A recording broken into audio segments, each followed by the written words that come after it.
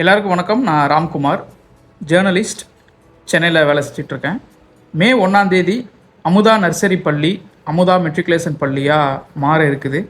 இந்த நாள் அமுதா பள்ளியில் படித்த எல்லாருக்கும் மிக முக்கியமான ஒரு நாள்.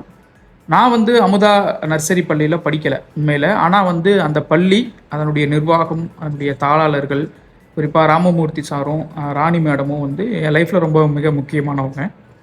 ஏன்னா ஒரு பள்ளிக்கூடத்திலேருந்து வரக்கூடிய ஒரு மாணவன் இந்த சொசைட்டிக்கு எப்படி இருக்கணும், இந்த சொசைட்டிக்கு என்ன திரும்ப கொடுக்கணும் அப்படின்னு எனக்கு சொல்லி கொடுத்தவங்கள ரொம்ப மிக முக்கியமானவங்க.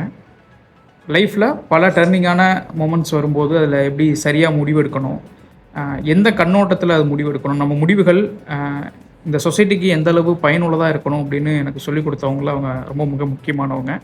அமுதா பள்ளி பல நேரங்களில், பல சமயங்களில், பல அறிவியல் நிகழ்ச்சிகளுக்கு எனக்கு வழி கொடுத்துருக்குது. அந்த வகையில் நிறைய நிகழ்ச்சிகள், அறிவியல் நிகழ்ச்சிகளில் நான் கலந்துக்கிறதுக்கு மிக முக்கியமான பள்ளியாக அமுதா நர்சரி பள்ளி இருந்திருக்கு.